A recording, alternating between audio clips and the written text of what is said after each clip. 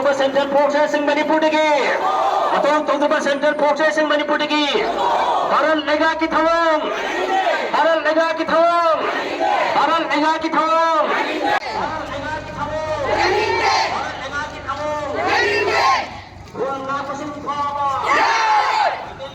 India government अमदे state government अनीना असुकुइना था तरा तरु हेना होलबा इरांग असिदा करिसु नसुंगना करिसु थौसादना मियोय कया सीरबा मियोय लिसिंग लिसिंग कयाना मयुमदगी तांतोतुना रिलीफ केंद्र संगफम लौदुना लेरिबा आशा उरुक्तबगी फिबमदा लेरबा तंजा असि फावबदा मणिपुर की सरकार की इंडिया सरकार की लेंगांगना थौसादना नाचुंगना लेथोपसे यामना अकन मंगोंगदा कोई कंडेम तवे असिगुमलबा फिबम असिदा कोई मणिपुर दा लेरिबा इंडिजिनस पीपल सिंग लेरिबा मयाम से कोई मुख्यम याबगी फिबम दा लासिरगले असि फावबदा कोई इंडिया गवर्नमेंट अमदि स्टेट गवर्नमेंट असिना तुमिन लेबसे कोई याम कने यानिंगदे असुमना थोकिबा थौदोकसिंग चतरलिबा लान असिदा थौदोक कयादगी नोंग नोंगमगी थोलिबा थौदोक कयादगी कोइना खांगी मदुदे सेंट्रल गवर्नमेंट ना कुगी टेररिस्टसिंगी नापीदुना मैतै सिंगदा नांदाबगी थौंग असे असुम चतरी हाइबसे अदना असुमलबा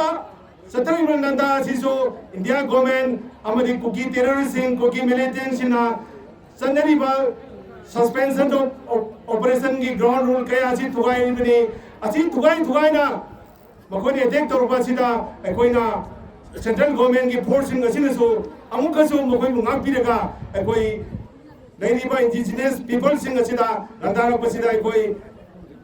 यामने यानिंगदे असुमलबा थौंग असिदा लूरबा तंजा असिदा सत्रलिबा थौंग असिदसो लेरिबा स्टेट गवर्नमेंट असिना इंडियन कॉन्स्टिट्यूशन की मखादा लेरिबा provision मयाम अमदा state government अमगी तौंग तौब थौदांग federal structure अमने तौंग तौब थौदांग कया लेरगसो करी अमदा पाइखप ngमदना तुमिंगना मथौ तौब ngमदबासे अकोई यान पेंदे असुमलबा थौदोंग मयाम असिगी खलुरगा हौजे मणिपुर दरा चथरिबा तौरुलिबा थौदोंग मयाम असे अकोई इंडिया गवर्नमेंट ना कुकी टेररिस्टिंग असिगा लोक्तुनरगा अकोई स्टेट स्पॉन्सर टेररिज्म अमनी हाइना अकोई लेनिबा कक्सिंग मयाम अकोई लवे असुमलबा मोंग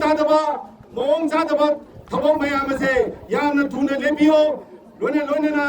मणिपुर की अपुन में सक्तम नानबा मणिपुर की प्रजा सिंह नानबा थबल पकड़ पियो हाइब से नसिगी एलिया सिगी पांदमनी हाइब वफम से मियांग वफम दा थमजरी मणिपुर लेगा मिका मैतै खुलगा कोचिंग फाबा मैतै खुलगा कोचिंग फाबा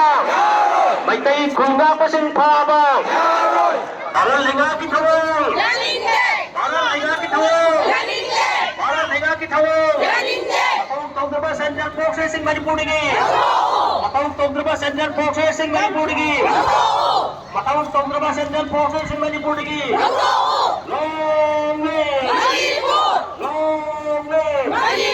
मणिपुर की मां लेबागना मणिपुर की मां लेबागना मणिपुर